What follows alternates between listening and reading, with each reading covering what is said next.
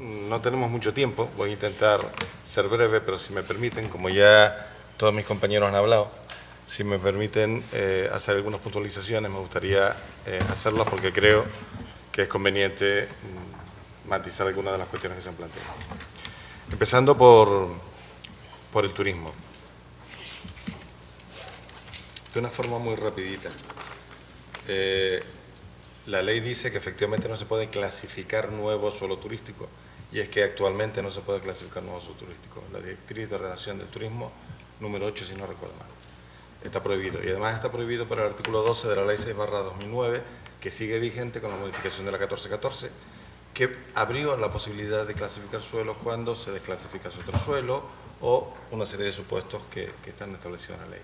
Lo que hace la ley, el proyecto de ley, es volver todavía a una situación anterior de lo que diga la legislación turística, en este caso la Directriz de Ordenación del Turismo número 8, que prohíbe la nueva clasificación de suelo. Eso es una cosa. Y otra cosa es que sobre un suelo clasificado yo pueda establecer un uso turístico, que es lo que sí se permite en la actualidad. Es decir, yo tengo un suelo que en este momento estaba clasificado, hay 50 millones de metros de suelo clasificado en todas las islas en estos momentos, por eso desaparecen los suelos urbanizables no sectorizados. No son necesarios tener un suelo de reserva, porque con el suelo que tenemos clasificado y no desarrollado tenemos suficiente. Entonces puede ser que un suelo que en este momento sea residencial se pueda transformar en turístico, claro que sí. ¿Quién lo tendrá que definir? El planeamiento insular.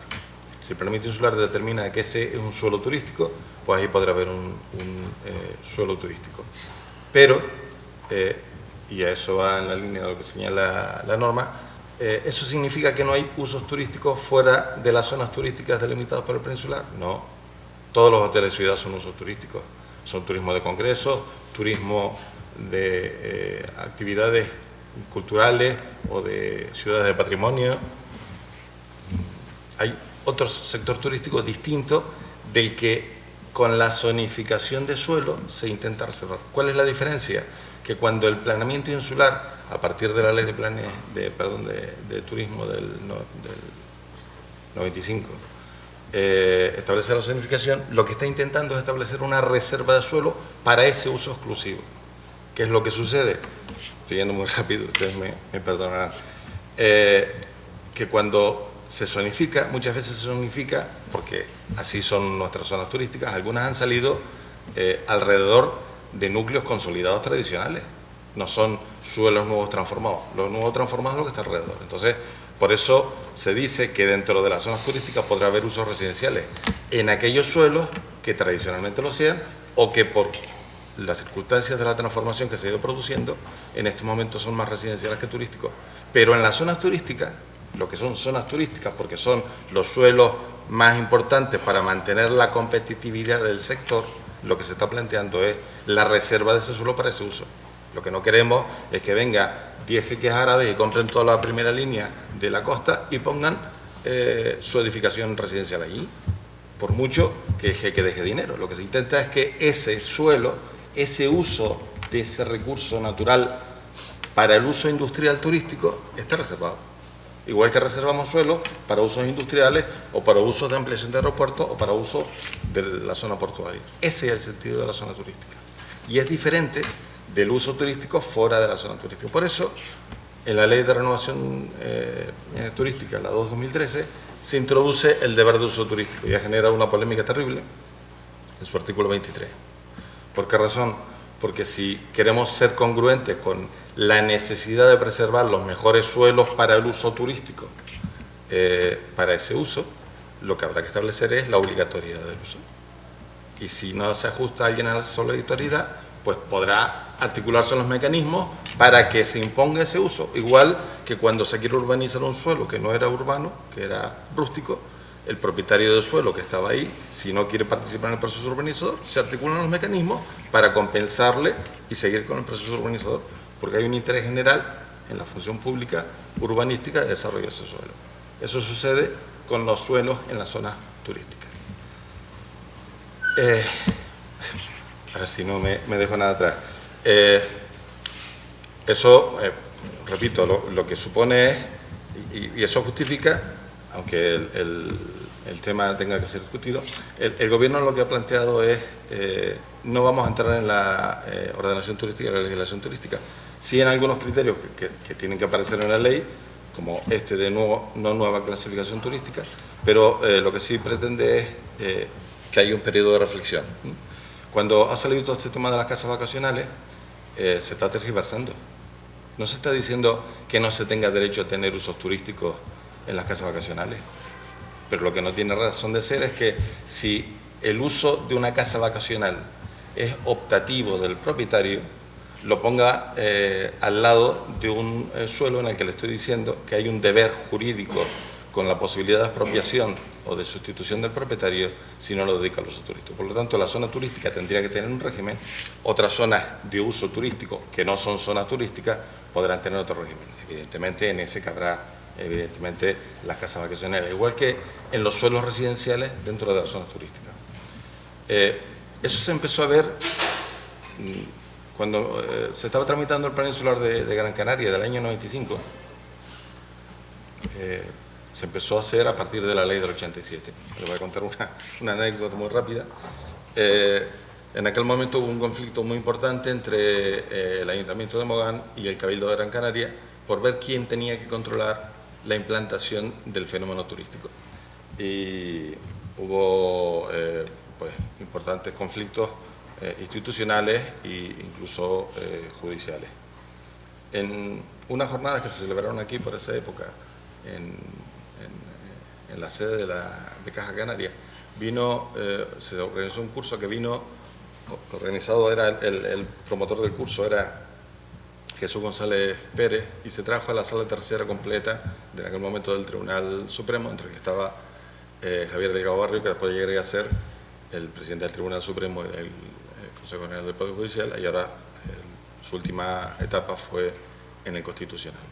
Bien, una de las cosas que se le planteó en aquel momento, el que era consejero del Cabildo en Gran Canaria, y con ese enfrentamiento que tenía en el público, que se estaba planteando era si había posibilidad de que una corporación insular se subrogase totalmente las competencias urbanísticas de un municipio.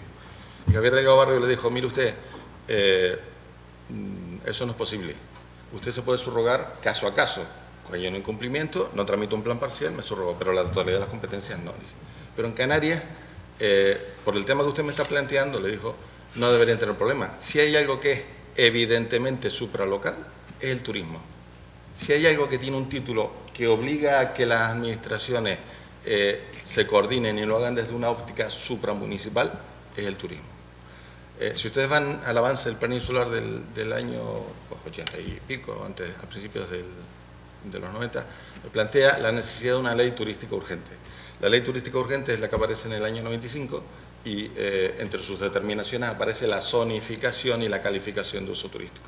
Es verdad que lo deja incompleto y se ha aplicado de una forma inconclusa, pero quiero decir, no hay que perder de vista de dónde venimos, ¿no? Efectivamente, de un primer momento de oposición a definir ese modelo como un modelo de carácter supra local, y de otro, de la implantación de un sistema que, como bien ha dicho Javier Azora, era inmobiliario.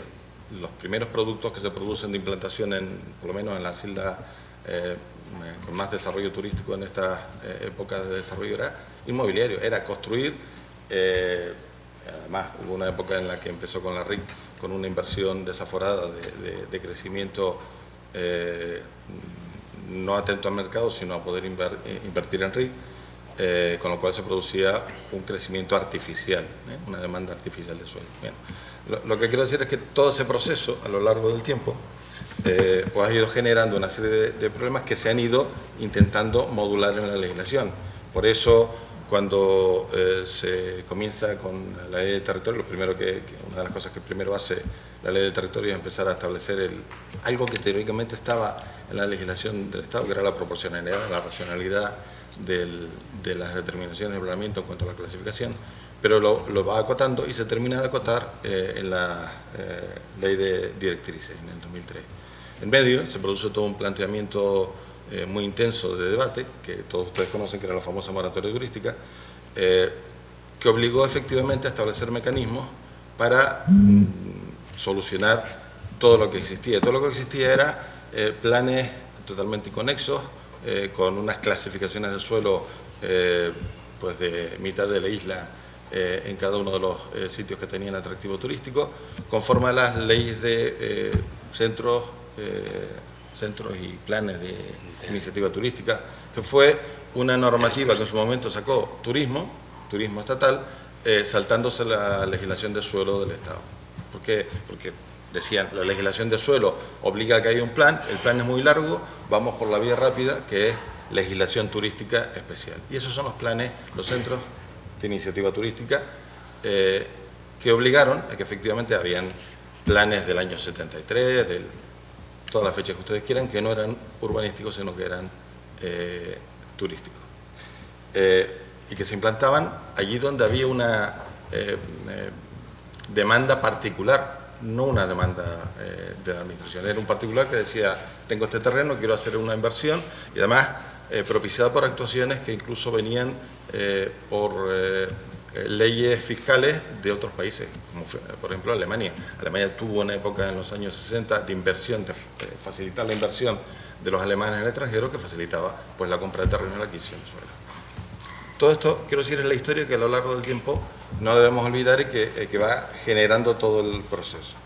Cuando llega todo el proceso de la moratoria, bueno, pues al final, con todos los problemas que hubo, las directrices eran originariamente, y vuelven a ser ahora en el proyecto de ley, una norma reglamentaria, pero con la problemática que se produjo por los intereses contrapuestos que había, hubo que elevarla de nivel, y lo hizo la 6/2001, la ley 6/2001, que además adoptó una serie de medidas que fueron importantes.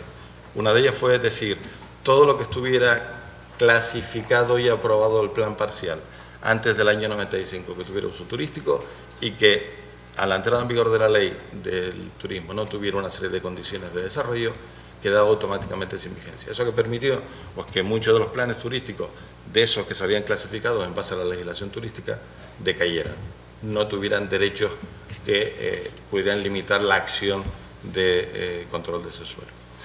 El siguiente paso se hace con la ley de directrices en el año 2003. Para no cansarles, el proceso se desclasifican en 2003 223 sectores de suelos urbanizables en toda Canarias. 223 sectores. De esos 223 sectores se reclaman en vía administrativa 16 expedientes, que solo llegan a la vía judicial 11. Los 11 fueron en principio 6 perdidos en el Tribunal Superior de Justicia de Canarias, 5 ganados, y cuando fueron al Supremo se ganaron. ¿Qué generó las primeras sentencias que se produjeron en el 2008? El temor del gobierno a unas indemnizaciones millonarias, y dio lugar a la 6/2009 con el artículo 17.1, que ahora nos ha generado otro problema que estamos intentando resolver.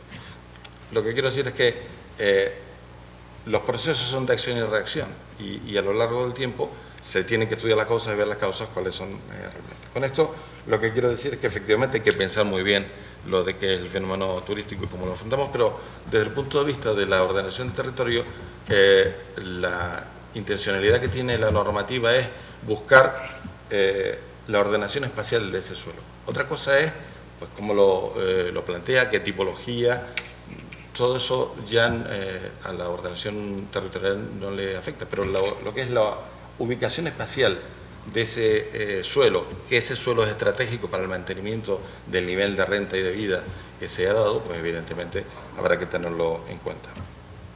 Eso además lo que hace que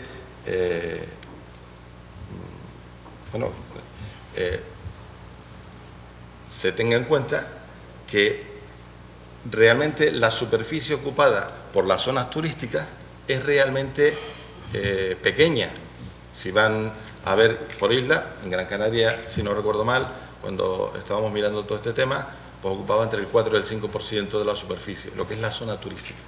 No estoy hablando de los hoteles que están en la ciudad de Las Palmas, o que pueden estar en Telde o en vecindario. Estamos hablando de la zona turística. La zona turística ocupaba pues, un 4 o un 5% y ocupa un 4 o un 5% del suelo de la isla. El problema que tiene el fenómeno turístico es la presión que en estos momentos, a fecha de hoy, creo que son 12.700.000 los turistas que han llegado a Canarias en este año, pues los 14 millones de turistas que tenemos al año. La presión que ejercen no la ejercen por la ocupación de suelo, que sí, pero es mínima. Es menos la ocupación de suelo que se produce por el uso turístico que la ocupación de suelo que se produce por la infracción urbanística de los residentes. Y sobre eso entraré ahora. Lo que hay es una parte importante de problemas infraestructurales. Primero, para dotar de infraestructuras para esa zona turística tiene que haber autopistas, tiene que haber aeropuertos, tiene que haber puertos, tiene que haber unas condiciones para que el turista pueda venir y obligan a tener unas infraestructuras. Pero además genera una cantidad de residuos superior, seguro que ellos tienen datos para ponerlos sobre la mesa, más de los que tengo yo, que también los tengo, que son superiores a la población residente. Generan gastos de agua y gastos de electricidad superior al de la población residente. Y evidentemente eso pues tiene un coste y ese coste habrá que ver si somos capaces de asumirlo o no. Cada vez que, si se acuerdan ustedes, que se producían las amenazas de corte de suministro eléctrico porque la suministradora decía que no tenía capacidad, pues si seguíamos creciendo al ritmo que seguíamos, lo que se producía era un corte de luz.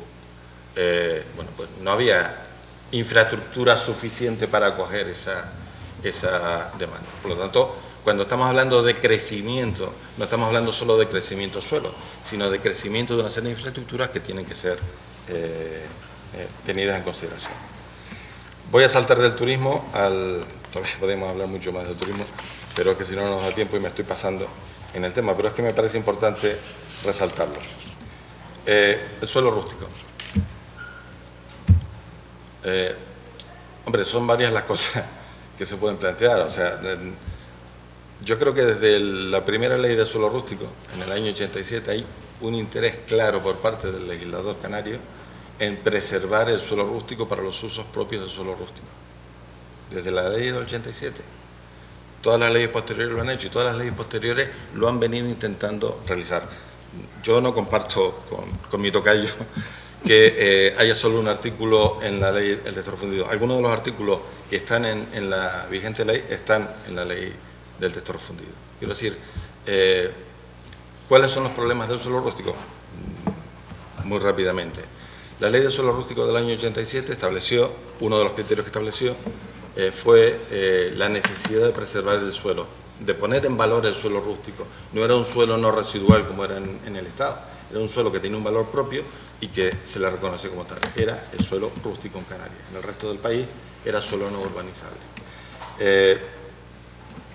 Pero claro, una de las cosas que decía la ley del suelo rústico es, como todo no se prevé, efectivamente uno de los temas que teníamos y que también citó pues Juan José, es que habló de la ordenación del territorio. Normalmente en la primera etapa del urbanismo era un urbanismo de ciudad, un urbanismo de crecimiento, no un urbanismo que entraba en detalle de lo que era el territorio. Cuando empezamos a conceptuar el territorio, pues empezamos a tener una serie de perspectivas, de ópticas distintas de las que veníamos hablando del crecimiento. Y eso se va produciendo una evolución. Bien, pues en esa primera etapa lo que se viene a decir es, para todo aquello que no se haya previsto, vamos a establecer un mecanismo que es el artículo 11 de la ley de suelo rústico. Dos procedimientos, uno excepcional y otro ordinario, por decirlo así. Se permiten con esos usos la implantación de aquello que en unos casos está previsto y en otros casos no está previsto, incluso puede ir contra planeamiento. Claro, el procedimiento era del año 87, hasta el 99 no fue anulado. Tengan en cuenta una cosa, con toda la buena intención que tenía el legislador en su época y la buena intención que se tenía con la aplicación de esa norma. La mayor parte de los dispersos que aparecen ahí, que han dado lugar a la necesidad de reconocerlos posteriormente como asentamientos, derivan de las autorizaciones de suelo rústico para viviendas de suelo rústico, teóricamente para usos agrícolas. Cuando se tenía, al día siguiente aparecía otro al lado y al día siguiente aparecía otro lado. Yo les puedo contar anécdotas de compañeros en disciplina urbanística de ir a un cuarto de apero y tener un jacuzzi dentro del cuarto de apero, o de un invernadero está el invernadero, de pronto desaparece el invernadero y bajo el invernadero aparece un chalet construido. ¿Por qué lo habían construido? Pues para evitar que se viera antes de que estuviera terminada la obra. Por eso digo que también debemos verlo. Pero lo que quiero decir es, había una preocupación por intentar regular el uso agrícola, el uso ganadero. Eso se traslada a la ley del territorio y al texto refundido, pero se dice el procedimiento del 11.1 no es válido, no puede ser que todo un plan general que ha venido tramitándose con información pública, acuerdo de pleno, se tiene que tener una mayoría, venga un señor director general, por muy especializado y responsable que sea, que pueda modificar lo que ha hecho todo un tema de planeamiento con información pública y demás. Eso desaparece y entonces ya no hay posibilidad de que se haga de esa manera. Aparecen las calificaciones territoriales y los proyectos de actuación territorial, unos para actuaciones más problemáticas y otros para actuaciones menos problemáticas. ¿Qué problema tenemos con las calificaciones? Que la idea era, y si se van a tanto a las directrices como a la ley, verán que decía la implantación de estas, bueno, una de las cosas que hace la ley es, de la ley de territorio, es decir, no caben usos residenciales fuera de asentamiento. Todo lo que está en asentamiento, fuera de ella no cabe un uso residencial. La vigente, el proyecto que está en estos momentos, lo que está diciendo es algo que también se deduce de la legislación vigente, que es que solo pueden tener uso residencial lo que está existente, y además se permite, y eso sí es una nueva innovación, y además totalmente razonable, que para cuidar las explotaciones, tanto agrícolas como agropecuarias, pues pueden haber un uso residencial en edificación existente. Lo que no se quiere es potenciar nuevas edificaciones de forma innecesaria. Cuando hablamos de las construcciones tradicionales, está pensando más el legislador en el uso residencial tradicional que en los usos de actividades económicas que se desarrollan ahí, que se regirán por su normativa. Hay una parte del articulado que habla de que se permitirán además las actualizaciones técnicas que sean necesarias para las actividades que se vayan desarrollando, las actividades complementarias que se desarrollen. Pero bueno, lo que quiero decir es que en un determinado momento se produjo un boom de construcciones en suelo rústico auspiciadas por el aumento de la renta derivado del empleo, por aquello, ustedes me perdonen que lo conecte todo muy rápido, pero por aquello de que como era productos inmobiliarios se adquiría por los ciudadanos de aquí, tenían pues los apartamentitos, después invertían esa renta, la invertían en el campo, pedían la autorización del suelo rústico, se hacían la casa, que además era la época en que todo el mundo decía lo de las casas garajeras, no sé si se acuerdan aquella, que todos tenían una tipología de garaje salón en el planta baja, que no tenía nada que ver con lo que entendíamos que era tipología rural. Bueno, lo que quiero decir es que eso es lo que en un determinado momento produce una utilización incorrecta, con toda la buena intención del legislador, pero con un efecto perverso por parte de la aplicación. Ahí efectivamente siempre ha intentado tenerse una protección del suelo agrario. De hecho, uno de los temas que se viene a establecer es que el recurso agrícola, el recurso agropecuario, es uno de los que tienen que estar previstos dentro de los planes insulares a efectos de su reserva. Igual que se le pide que reserve suelo para uso turístico o para otro tipo de actividades. Otra cosa es que hagamos o no hagamos bien nuestros deberes, pero que está establecido en la legislación y que se puede hacer, pues claro que sí. Y se puede establecer mecanismos para que no se utilice un uso agrícola para otro uso, claro que sí. Les pongo un ejemplo. El desdoblamiento de la Gran Canaria 2, me parece que es la del norte de Gran Canaria, fue anulado por los tribunales porque iba sobre suelos en el que estaban cultivadas plataneras y el planificador no había justificado las razones por las que un bien como las plataneras, que se había dicho que había que protegerlo, tenía que desaparecer. Y lo anuló aquí y lo anuló en el Supremo. Quiero decir que la protección del valor del suelo agrario está, pero tenemos que plasmarla en el planeamiento de ordenación territorial, es decir, qué suelos tienen valor agrológico y qué condiciones se pueden dar. Y me callo porque me he extendido demasiado. Creo que aquí no hay debate. Aquí hay digamos, una exposición bastante sectaria, donde todos los ponentes, todos los días, donde todos los ponentes abrazan de manera ardorosa esta ley que ha nacido sin ninguna participación más allá de lo que nos pueda decir los compañeros de la mesa, que parece ser que ellos tuvieron la suerte de sí participar. Me refiero al sector privado. El resto de colectivos prácticamente no hemos tenido ninguna oportunidad de intervenir en esta ley, ninguna.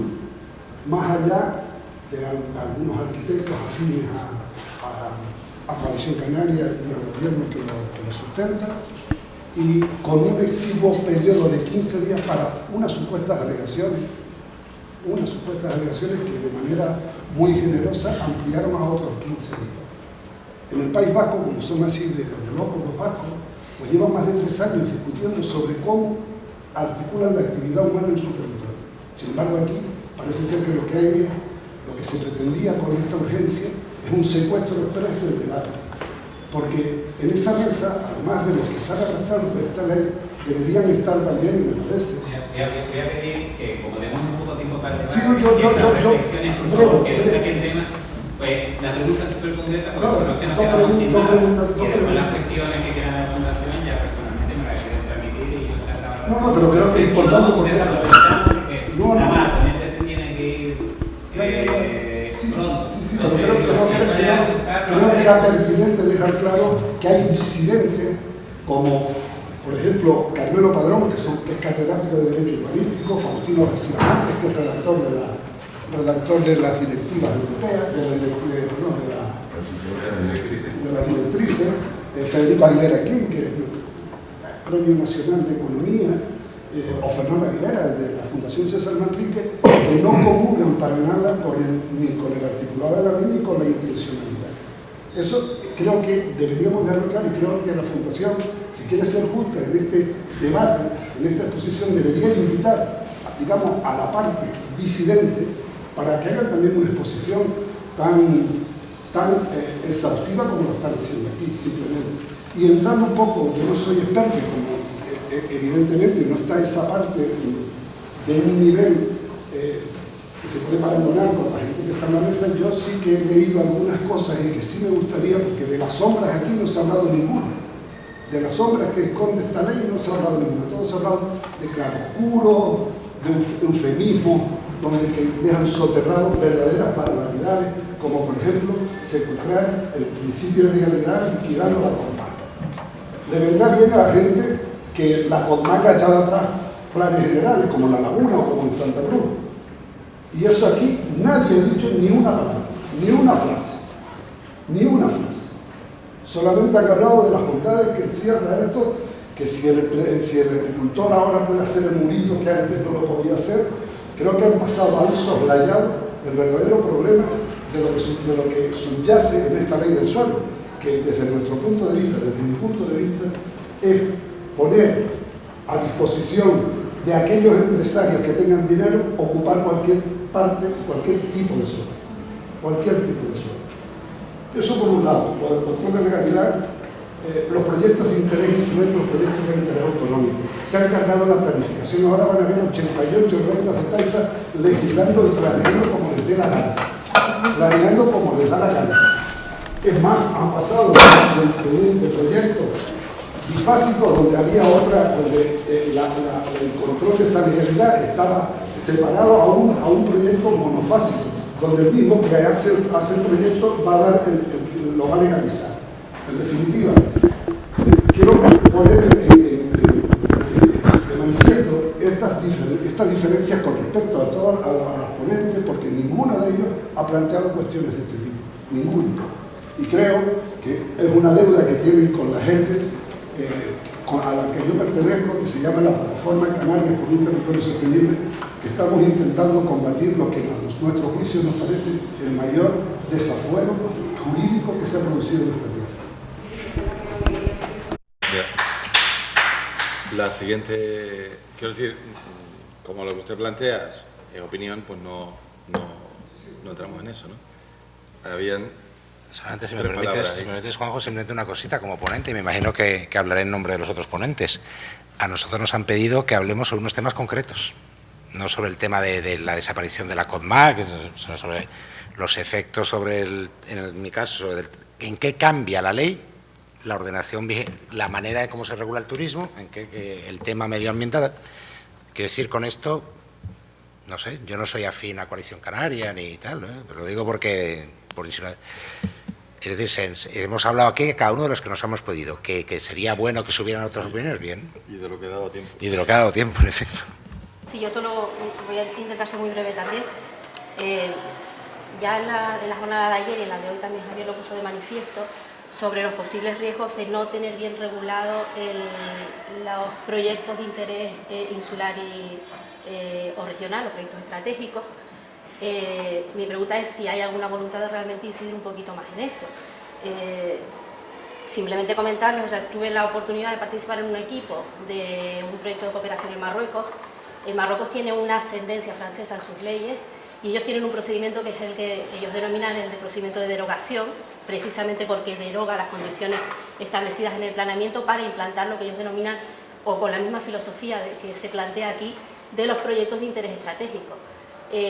Ahora mismo ellos están como locos planteando cómo solucionar los efectos perniciosos que ha generado el utilizar de forma discrecional e indiscriminada este tipo de proyectos.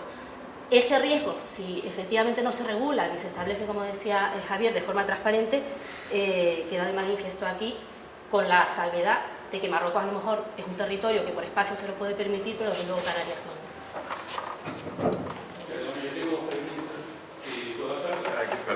Perdón, hay una pregunta, dos palabras pedidas aquí y la tercera sería suya. Sí. Es para Juan José Timón. En tu intervención transmites la idea de que la ley del suelo es positiva para el sector agrícola y además de que se ha contado con el sector. Casualmente en estos días había estado observando en la prensa y en las redes sociales que hay un posicionamiento bastante radical en contra, o sea, todo lo contrario de lo que dices tú, por parte de la Coordinadora de Organizaciones Agrícolas y Ganaderas, la COAG, e incluso hay un vídeo que ataca de manera fuerte de la Unión de Pequeños Agricultores de Las Palmas, la ley del suelo. Entonces, no sé cómo puede ser que haya unas visiones tan diferentes en organizaciones agrarias respecto a otras, o no sé si tú eres de alguna o de un colegio profesional o de qué. Desde luego no parece haber una unanimidad. No conozco esos artículos, los voy a leer porque tengo curiosidad, ¿no? Bueno, dejar claro yo también, o sea, yo he hablado como técnico sin ninguna vinculación ni afiliación política y soy un profesional de la cosa que lleva 31 años trabajando en la cosa. A mí me extraña que el sector, vamos a ver, siempre se puede hacer más. Y estoy de acuerdo en que no se ha hecho un análisis previo y que quizás ha faltado mucha reflexión y participación también. Pero con respecto al suelo rústico, yo estoy dispuesto a discutir y dialogar con cualquier organización con lo que están argumentando. Yo ahora mismo no soy consciente de lo que están diciendo y me gustaría oírlo, porque yo no he hablado, como dicen por ahí, solo de luces. O sea, creo que hablé de bastantes sombras. Sí, es que tampoco se ha hablado mucho, son 10 artículos y todo lo que hace es permitir y favorecer. La intervención de mi compañero sobre el legislador, yo discrepo un poco. Porque la anterior ley, el legislador define perfectamente cuáles son la motivación y las intenciones, pero perfectas. Si es que a nuestras leyes lo que no le falta y no carece para nada es de justificación y de motivación. La cuestión es cuando entran a normalizar, que se han puesto 4 normas, no más, en la ley actual, en el texto refundido, que están condicionando el desarrollo agrícola. Es la norma la que condiciona, no la intención del legislador. Y ahí quizás es donde falla el legislador, que como probablemente no entiende de la cosa, pues al normalizar sin quererlo, porque a mí me gustaría creer que es sin quererlo, pues lo evita. Es decir, el suelo rústico, protección territorial, para el suelo agrícola es lo peor que se ha hecho. Pero no porque sea un suelo reserva de uso indefinido y que sea el cajón, el comodín, sino porque uno de normas que pone es que las construcciones agrícolas serán fácilmente desmontables. O sea, no se ha podido desarrollar ningún proyecto agrícola, ni tan siquiera en explotaciones agrarias existentes, por el concepto de fácilmente desmontable. La nueva ley dice licencias provisionales. Y eso es otra cosa. En eso último estamos de acuerdo. Entonces, la verdad que me gustaría oírla, porque tiene sombra, es decir, el 50%, la vivienda preexistente, no estamos de acuerdo. Y, hombre, nos gustaría que ese suelo rústico común se valorara y que no se metiera en ese suelo rústico común cualquier suelo sin un estudio de capacidad agrológica y de aprovechamiento del suelo del sector primario. Si las críticas van por ese sentido, estamos de acuerdo. O sea, falta por desarrollar toda una serie de normativas o ordenanzas insulares que definan todo el uso. Nosotros, por desgracia, no hemos podido llegar a más. También entendemos que meter todo eso en una ley es complicado. Lo que hay que desarrollar es unas ordenanzas o unas directrices agrarias, que son las que desarrollarán todo eso. Sin esas directrices está coja la ley. Por eso hablaba del Plan Territorial de Desarrollo Ganadero, chapó.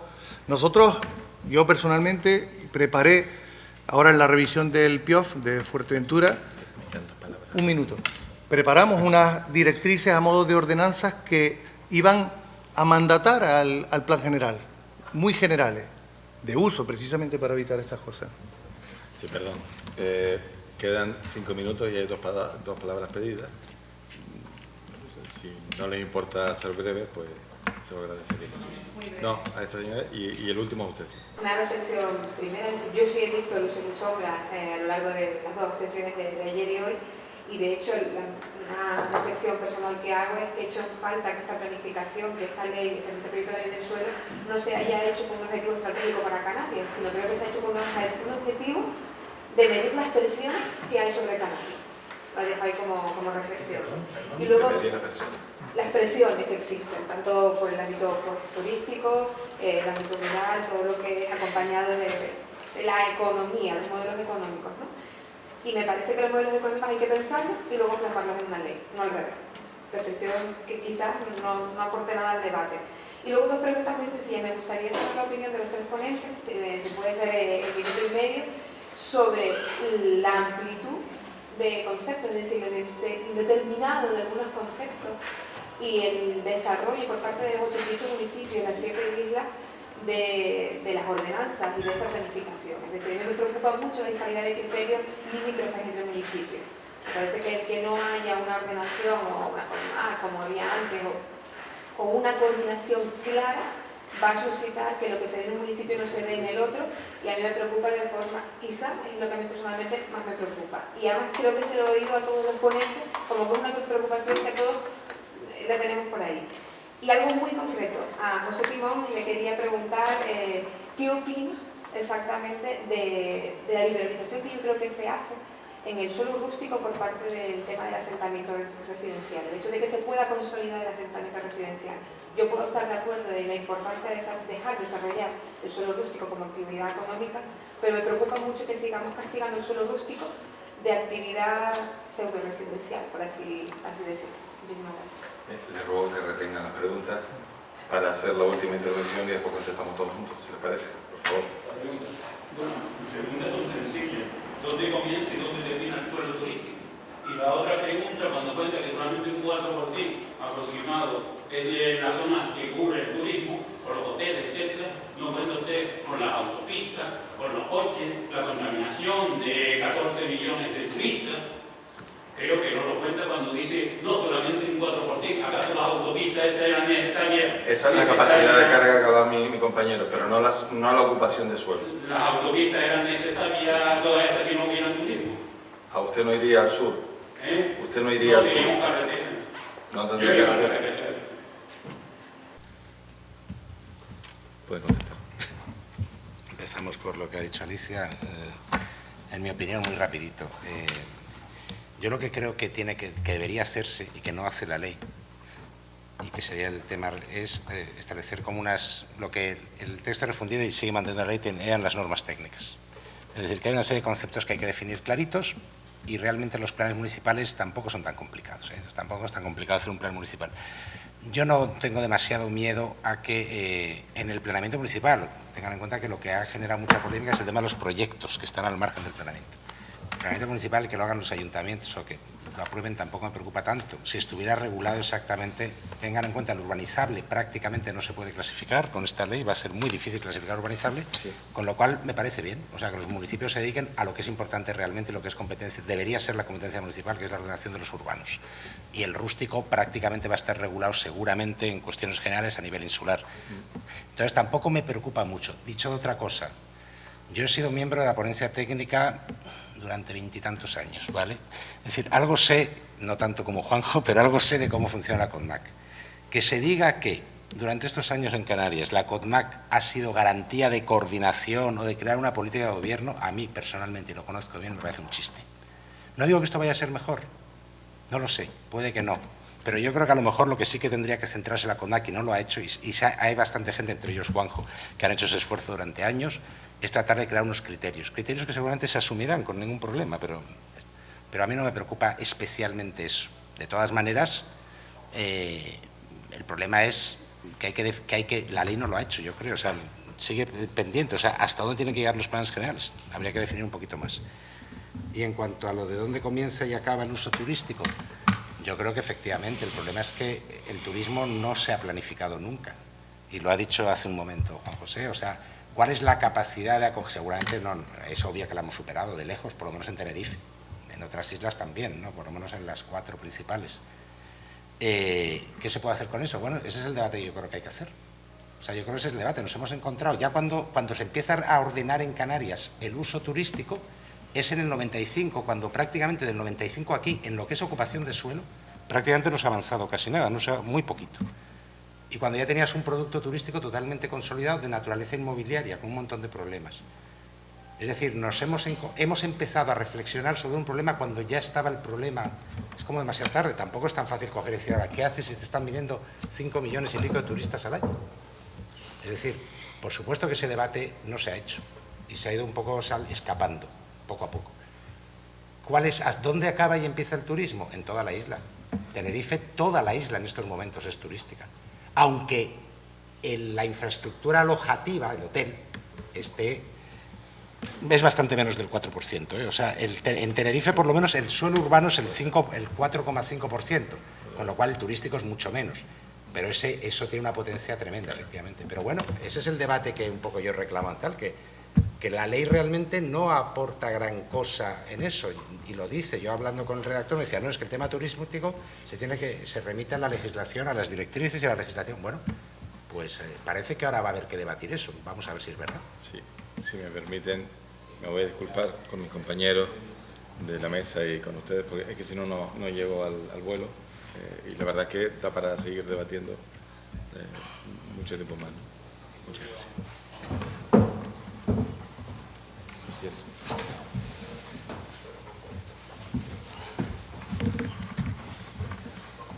Continúen.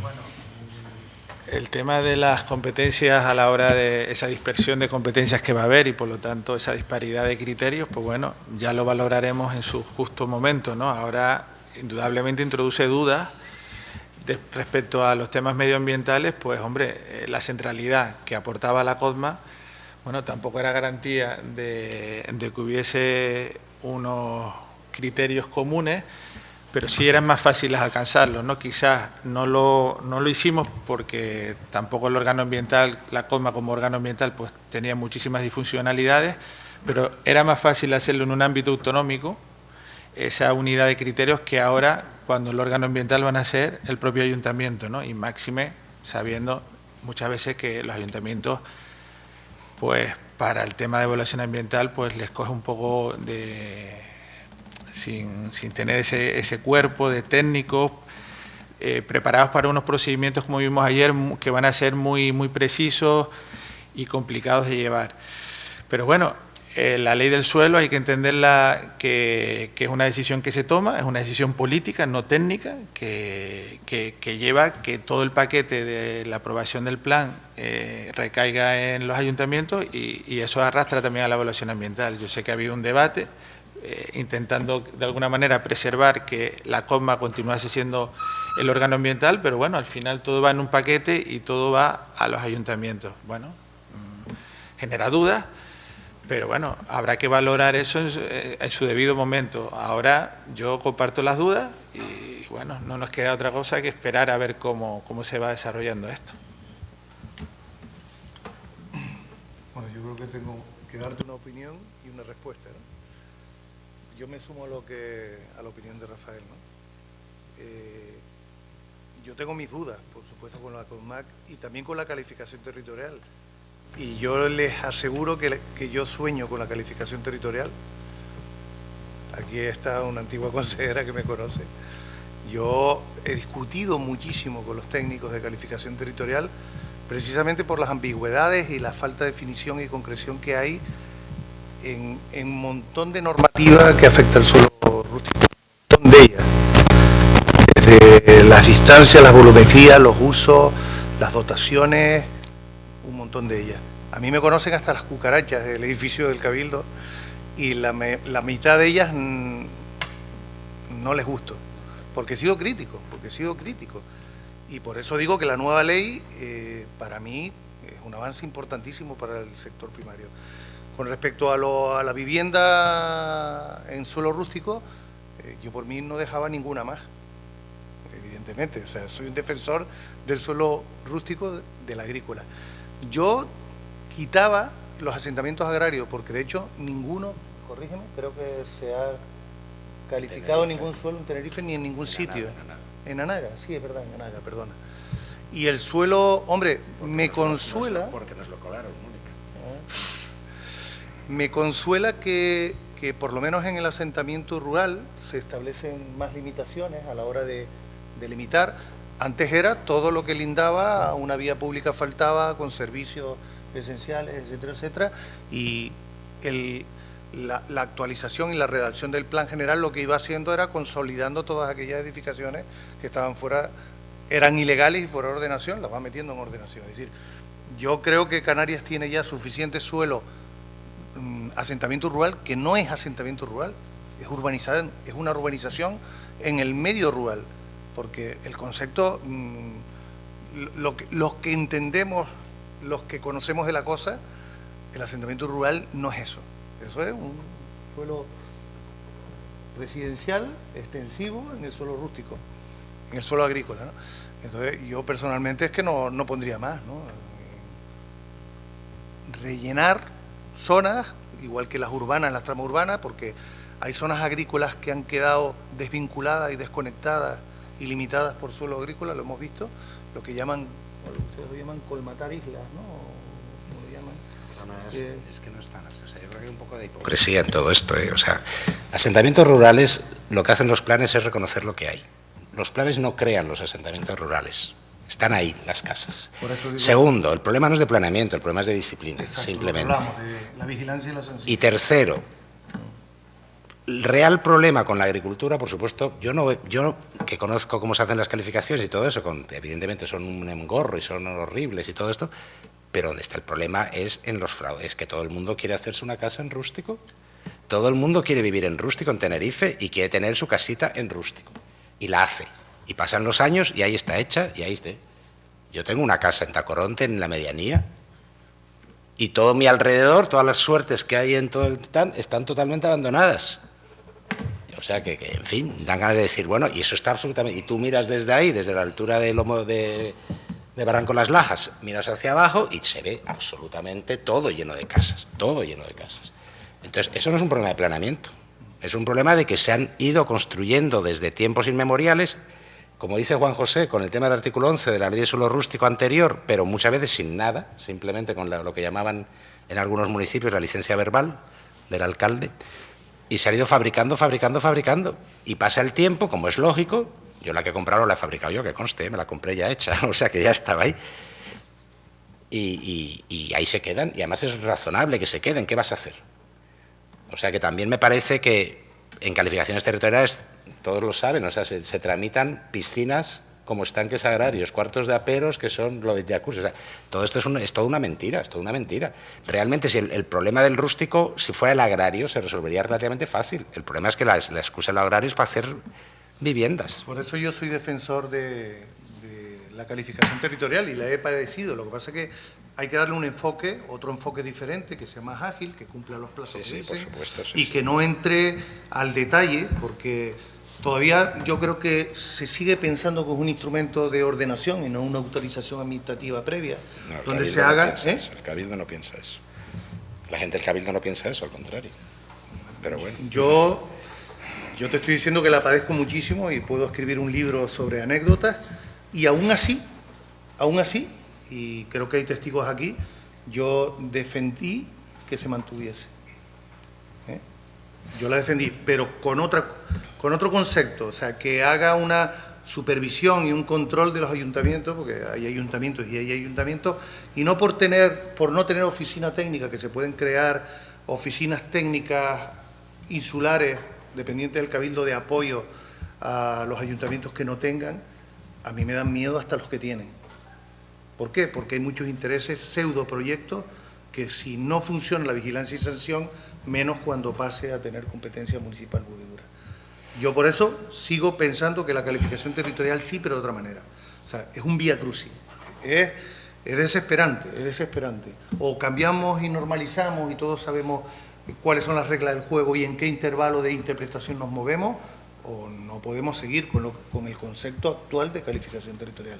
En suelo rústico, que no se padece, yo envidio al suelo industrial, al suelo urbano, llega, ve una normativa, alturas, retranqueos y ya está, y sale, ¿no?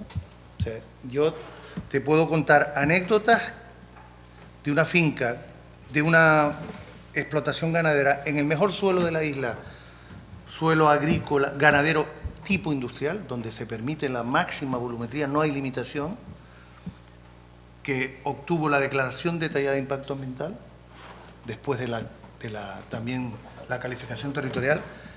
En octubre hace 5 años que la certifiqué. Cambié un almacén preexistente prefabricado de 100 metros tipo hangar circular. Lo informé en la certificación final de obra. Me la declararon ilegal. Tuvimos que hacer un proyecto reformado. Lo inadmitieron en el Cabildo en calificación territorial porque venía con un informe municipal diciendo que incumplía la calificación. Y es como si un técnico municipal dice, tu madre es tal. Oiga, decida usted si es ilegal o no. Se ha hecho un proyecto de legalización y créetelo, ahora mismo está sobre la mesa la discusión. Hemos conseguido la calificación territorial del proyecto de legalización de una explotación ganadera industrial, que se ha gastado 1,5 millones de euros y está pendiente de duplicarse, porque todas las inversiones se han hecho para duplicarse, con demanda, para producir carne de consumo interior. Y ahora mismo está en el ayuntamiento la discusión, créetela, aquí hay representantes del sector que lo saben, ahora mismo se está declarando el no admitir la calificación territorial porque contradice, escucha lo que te digo, las normas subsidiarias. Entonces, claro, pues claro que es que llega un momento que tú dices, ¿cómo? Que el propio ayuntamiento mantiene un reto con el propio cabildo, que con una calificación territorial dada y dice que prevalecen sus normas subsidiarias del año catapum. Créete, no te estoy mintiendo. O sea, yo soy el empresario agrícola y ahora mismo está en condición de ilegal, bueno, con la licencia de actividad provisional, ¿no? Por la declaración jurada, ¿no? ¿Hay alguna otra cuestión ya hiper rápida? O si no, ya cierro, pues bueno, ¿no? Sí, Mónica. Yo solo una cuestión.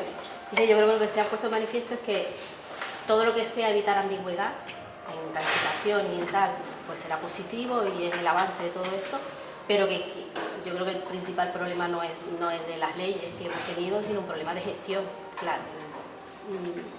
Eso, ¿cómo se va a atajar para poder acometer por parte de todos los ayuntamientos? Realmente ahí está el reto, ¿no? ahí habrá que enfocar el tema para poder resolver, pues ya digo, no es un problema de que cambiemos esta ley, la unifiquemos. Yo creo que el principal problema es ese, de la gestión detrás, que nos ha llevado y estamos donde estamos. Sí, en esta materia como en otra, ¿no? Bueno, yo creo que a ese respecto, yo creo que estoy muy de acuerdo con lo que dice Mónica. La ley, evidentemente, no sé, es un tremendo desafuero, tiene una serie de cosas que cambia, simplifica y tal. Pero al final, la ley tiene una importancia muy relativa en lo que va a ser el futuro. Y el futuro va a estar en cómo se hacen los instrumentos de planeamiento. Y los instrumentos de planeamiento que hacemos son muy malos. Normalmente son muy malos porque son muy ambiguos, porque dejan cosas muy tal. Y entonces, si eso le sumamos, que ahora mismo hay un miedo tremendo en la administración pública, entre los funcionarios, a tomar decisiones por toda la situación que ha derivado la corrupción, la judicialización, entonces, como a mí esto me lo han dicho funcionarios municipales, dice, mira, si digo que no, me podrán meter un lío en contencioso administrativo, pero no voy a lo penal. Es decir, el no te garantiza que no vas a lo penal, y eso parece una tontería, pero es que el no es que separa todo. Y entonces ahora mismo hemos llegado a crear un monstruo tan grande que muchas veces los problemas no son tanto problemas reales, sino son problemas del planeamiento. Se supone que el planeamiento lo hacemos para ordenar y para resolver problemas, y se ha convertido en el problema. Entonces, para mí la ley tiene importancia, por supuesto que tiene importancia, pero mucha más importancia tiene que empecemos a hacer mejores instrumentos de planeamiento y más claros. Y en ese sentido hay una cosa que es muy importante, que deberíamos ser todos conscientes, sin perjuicio de que efectivamente hay que ser multidisciplinar y tienen que entrar los que saben de las cosas, no de la cosa, sino de las cosas. Bien es verdad que en Canarias y en Tenerife en particular, y eso que Tenerife quizás sea la isla mejor en lo que voy a decir, falta gente. Faltan profesionales, hay muchos profesionales estupendos que se quieren dedicar al urbanismo, que se han estado formando en algunas cuestiones puntuales, por ejemplo en GESPLAN, pero realmente la gente que controla y que son los que están siempre haciendo todo se cuentan con los dedos de dos manos como mucho, yo diría casi de una. Y tenemos aquí un problema de futuro importante. Entonces hay que incorporar a gente, generaciones jóvenes. Yo hablo, hombre, yo conozco mucho sobre todo a los arquitectos, pero vamos, te quiero decir que no solo. Y ahí es donde está el reto. Y luego el otro tema fundamental es la gestión y la disciplina, que la ley no va a resolver eso. Y eso es una voluntad de gobierno. Y realmente no ha habido nunca voluntad de gobierno, ni en el gobierno de Canarias, ni en los cabildos, ni tal. Se deja hacer, se deja hacer. Solo una cosa, si somos más, si las definiciones son menos indeterminadas y dan lugar a menos ambigüedades, la gestión es más fácil. No, claro. Entonces, yo sí que... Y la autorización y la tramitación administrativa es más fácil. Deja eso abierto y esa puerta abierta va a generar mayores complicaciones y no se va a aliviar tanto del retraso de carga burocrática por esa línea. Habrá que ir creando criterios en la práctica y para eso, por ejemplo, podría valer la CONMAC. Bueno, ya para finalizar y darle cierre, simplemente aclarar que la intención, lo dije el primer día, ¿no? La intención de estas jornadas que no se nos han quedado cortas en el tiempo, dan para mucho más. Básicamente la única intencionalidad que tenían era dar a conocer el proyecto de ley, ¿no? Que es un proyecto de ley, un proyecto de ley que entra en el Parlamento y ahora tiene un proceso todavía que va a llevar un tiempo y que se pueden introducir modificaciones, ¿no? Porque para eso está el Parlamento, para introducir y opinar y dar, hacer variaciones en toda la parte legislativa, ¿no? Entonces queda un camino por recorrer. No sabemos cómo va a terminar, pero sí lo que queríamos era que simplemente dar a conocer pues un proyecto de ley que es muy amplio, muy complejo, lo hemos estado viendo, tiene muchas lecturas y no queríamos buscar posicionamiento ni a favor ni en contra, sino simplemente darlo a conocer porque era muy complejo como para que uno coja y lo tenga en la mesa de noche para leer, por eso cuando se va a acostar, ¿no? Muy complicado. Así que claro, nuestra misión siempre es simplemente trasladar, comunicar y que cada uno se forme su opinión, la que considere, ¿no?, más oportuna.